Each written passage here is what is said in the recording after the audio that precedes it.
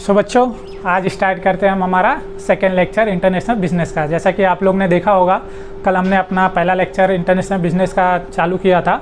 तो जिन्होंने पढ़ के आया है तो वेल डन, और जो नए बच्चे आए हैं उनको एक क्विक रिवीजन मैं दिला देता हूं, और उसके बाद ये लेक्चर ख़त्म होने के बाद आप जाके वो वीडियो भी देख सकते हैं। ठीक है, तो कल हमने स्टार्ट किया था क्या, इकोनॉमिक पॉलिसी। अब इकोनॉमिक पॉलिसी हमारे पास दो टाइप की होती हैं, क्या क्या, जैसे first is monetary policy and second one is physical policy. तो मॉनेटरी पॉलिसी हमने पढ़ा था। मॉनेटरी पॉलिसी के अंदर हमारे पास दो टाइप है, कौन कौन से, एक क्वांटिटेटिव और एक क्वालिटेटिव।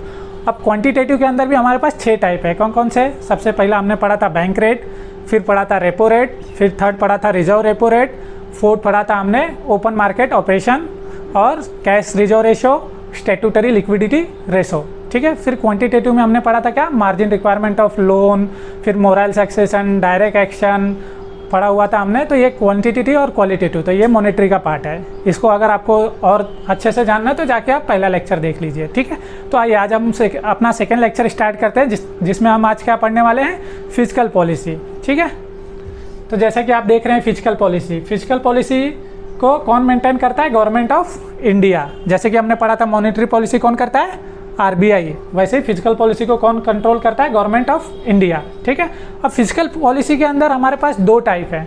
ठीक है, दो टाइप बोल लीजिए या आप बोल लीजिए, दो एसेंशियल आपके एलिमेंट है। कौन कौन से वो हैं, first one is government revenue and second one is government expenditure. ठीक है, तो ये फिजिकल पॉलिसी के अंदर क्या होता है, गवर्नमेंट की जितनी रेवेन्यू है और जितने एक्सपेंडिचर है उसकी बात करते हैं। ठीक है, तो उसमें आपका डेफिसिट बजट कब होता है, डेफिसिट बजट आ जाता है और सरप्लस बजट आ जाता है। ठीक है, डेफिसिट बजट के अंदर क्या हो जाता है, जब गवर्नमेंट का रेवेन्यू ज़्यादा होता है, गवर्नमेंट का रेवेन्यू ज़्यादा होता है किससे, गवर्नमेंट एक्सपेंडिचर से, तो वो किस में आ जाता है, डेफिसिट बजट के अंदर। अब डेफिसिट का मतलब ही यही है, मतलब गवर्नमेंट का रेवेन्यू मतलब इनकम, गवर्नमेंट को कितना इनकम हुआ उससे ज़्यादा गवर्नमेंट का एक्सपेंडिचर हुआ, तो वो क्या हो जाता है, डेफिसिट बजट में आ जाता है। फिर अपना सेकंड आ जाता है सरप्लस बजट। सरप्लस बजट के अंदर क्या होता है कि गवर्नमेंट का रेवेन्यू ज़्यादा होता है किससे, गवर्नमेंट के एक्सपेंडिचर से, मतलब गवर्नमेंट ने जितना खर्चा किया है उससे उसका रेवेन्यू ज़्यादा मिलेगा, तो वो क्या हो जाता है, अपना सरप्लस बजट हो जाता है। फिर नेक्स्ट हमारे पास आता है कि ड्यूरिंग इन्फ्लेशन, जब हमारे यहाँ महंगाई बढ़ती है, वो आता है हमारा मार्केट में, तो हम क्या यूज़ करते हैं, एक्सपेंडिचर को क्या करते हैं, कम करते हैं और टैक्स को बढ़ा देते हैं, जिससे क्या होगा, गवर्नमेंट का रेवेन्यू इंक्रीज हो जाएगा। और वैसे ही सेम आपका ड्यूरिंग डिप्रेशन और डिप्रेशन के डिप्रेशन जब आता है मार्केट में, तो क्या होता है, एक्सपेंडिचर बढ़ा देते हैं, टैक्स को कम कर देते हैं। ठीक है, तो ऐसे हम फिजिकल पॉलिसी को कंट्रोल करते हैं। और आपको सबसे ज़्यादा क्वेश्चन जो पूछे जाते हैं, मोस्टली आपको क्वेश्चन आता है मॉनेटरी पॉलिसी के ऊपर। फिजिकल पॉलिसी उतना इंपॉर्टेंट नहीं है, बट फिर भी मैंने आपको एक्सप्लेन कर दिया हुआ है, तो एक बार फिजिकल पॉलिसी आप देख लीजिए। इसमें कुछ डाउट है तो बताइए आप देख के।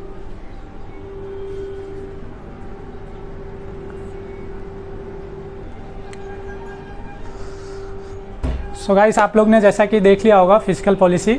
अब स्टार्ट करते हैं हमारे नेक्स्ट टॉपिक। तो हमारा नेक्स्ट टॉपिक क्या है, फेरा। ठीक है, तो अब ये फेरा, फेरा का फुल फॉर्म क्या है, पहले सबसे पहले तो ये जान लीजिए। Foreign exchange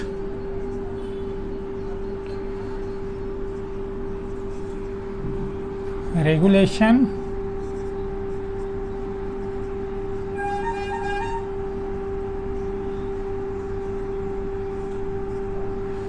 foreign exchange regulation act, ये क्या है हमारा, फेरा।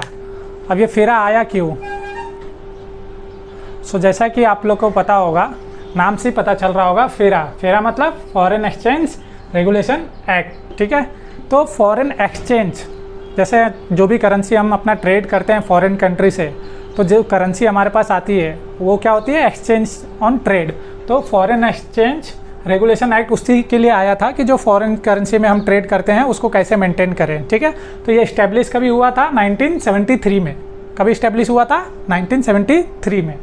और इसका एम क्या था फेरा को इस्टेब्लिश करने का, regulating payment and foreign exchange, मतलब रेगुलेट करना। क्या रेगुलेट करना, जो हमारी इंपोर्ट और एक्सपोर्ट की पेमेंट है वो, और फॉरेन एक्सचेंज का करेंसी, जैसे आपने देखा होगा डॉलर रुपीस मतलब इंक्रीज होता है डिक्रीज होता है, तो ये सब हम किसके अंदर रेगुलेट करते हैं, फेरा के अंदर।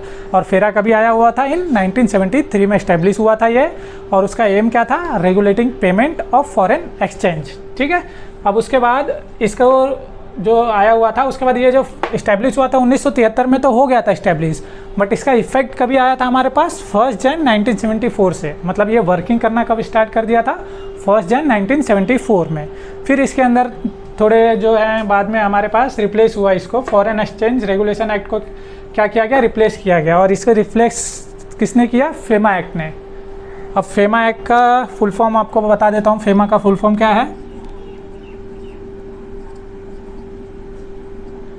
Foreign exchange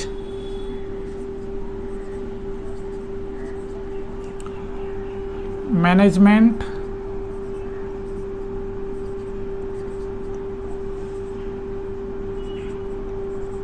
foreign exchange management act. पहले क्या था हमारा, फॉरेन एक्सचेंज रेगुलेशन एक्ट था, फिर हमने क्या कर दिया, इसे फॉरेन एक्सचेंज मैनेजमेंट एक्ट से क्या कर दिया, रिप्लेस कर दिया। और ये रिप्लेस कभी किया हमने 99 में। अब आपको किसी को पता है 99 में किसकी सरकार थी, कमेंट करके बताइए। और ये वीडियो के लास्ट में मैं आपको बताता हूँ 1999 में किसकी सरकार थी, ठीक है। क्योंकि अभी आपको लगेगा सर आप पॉलिटिक्स की क्यों बात करो, मैं पॉलिटिक्स की बात नहीं कर रहा हूँ, ठीक है।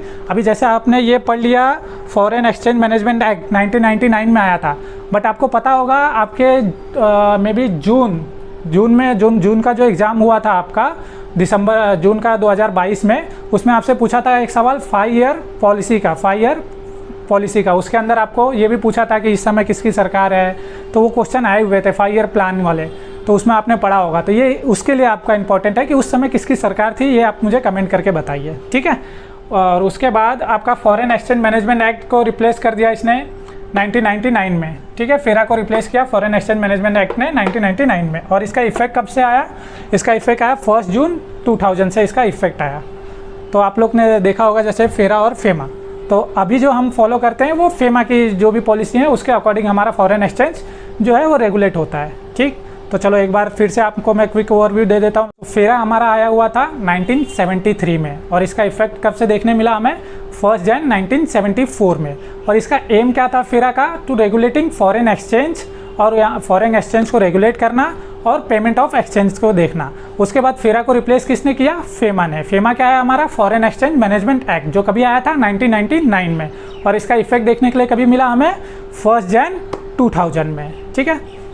अब इसके बाद आपको जो मैंने क्वेश्चन पूछा हुआ था कि 1999 में किसकी सरकार थी, तो उसका आंसर क्या है, कमेंट किया किसी ने, चलो ठीक है बता देते हैं। उस समय जो सरकार थी वो वाजपेयी सरकार थी। किसकी, वाजपेयी जी की सरकार थी, बीजेपी की, ठीक है। मिलते हैं चलो हमारे नेक्स्ट लेक्चर में, तब तक के लिए थैंक यू।